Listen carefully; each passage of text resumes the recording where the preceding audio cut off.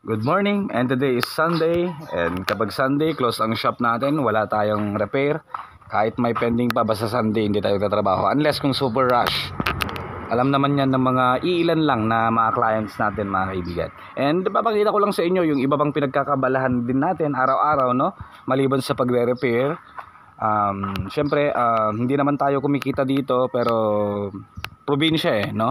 So nag-aalaga din tayo ng mga manok, native manok, di ba pang merong ibang mga lahi. Pero nagsisimula pa lang din, mga kaibigan, no? Yan. Pang ulam din kasi yan, no? Hindi pang benta. Pero kung sakali man gusto ko ring mag-business ng ganito, mga kaibigan, yung mag-aalaga ka ng livestock, pang ulam, pang benta, okay na okay. Kasi maraming may gusto rin sa mga native manok. So tara, dyan yung harap ng shop ko. Yung pangmalakasang motor ko, XRM, flex ko lang, mga kaibigan. Katas to ng YouTube, yan ang service ko din. Wala tayong pambili ng brand new, kaya binihisan na lang natin. Sobrang dumi pa kasi galing kami ng Debuka gabi. Yan, so let's go. Doon tayo sa likod, mga kaibigan.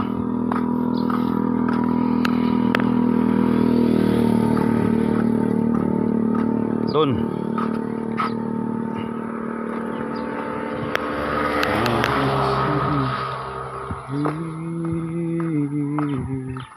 Basta't huwag ka lang magiging tamad dito sa probinsya. Makakaraos ka. Yung sili binibili sa mga cities, no? Pero sa atin libre lang lahat yan. Mga talbos ng iba't ibang mga gulay. So ang mga alaga natin dito, mga native manok, mga kaibigan. Meron din baboy yung father ko.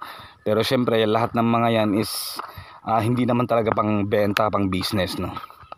So yung mga native manok namin dito, konti lang naman, pangkain, no? Minsan kapag gusto namin kumain ng native manok, at least it's free, no?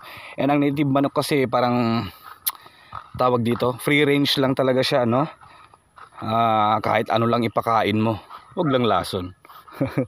So dito yung mini na namin, pwede pang isang bahay dito. Actually yung mga buildings dyan, mga kaibigan, mga pinsan ko lang lahat din yan. At yung space dito sa part na yan, dalawa kami magkatabi. Pero wala pa akong pera, kaya hindi ko pa napatayuan, hanggang dun lang sa shop natin. So may baboy yung father ko, dalawa. And pinagkakabalahan ko din yung mga manok natin, mga kaibigan. Nag-aalaga lang din tayo, pangkain, di ba? So, tawagin lang natin sila.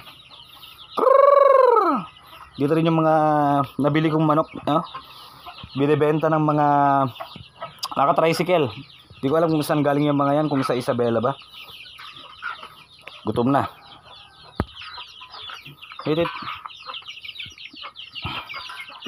Oh. Uy, pumasok na.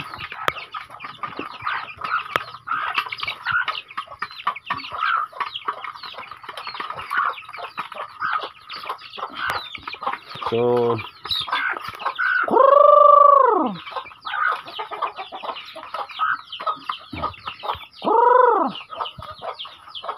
mostly mga sisiw din kasi. Basta dito sa probinsya, wag ka lang maging tamad. Mabubuhay ka dito.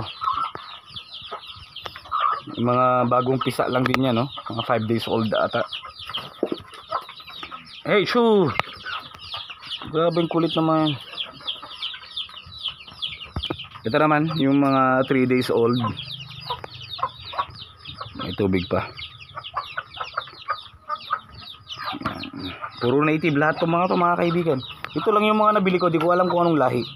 Di naman talaga ako hindi ako familiar sa mga lahi-lahi. Pero mahilig din tayo mag-alaga ng ganito. At least kung gusto natin mag-ulam ng manok, native manok pa, libre. Alam naman natin kung gaano kasarap yan. Boom. So plineflex lang natin, mga kaibigan, no? Yung eksena natin. Sa araw-araw din to, pakain, no? Wala kasi yung iba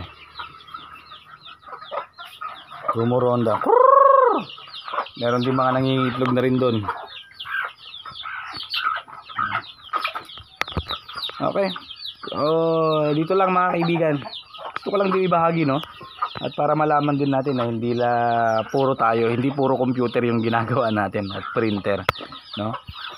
Basta dito sa probinsya kasi as long as masipag ka, no? Habang merong lupa, no, sa bakuran mo, pwede mong gawing source of living din.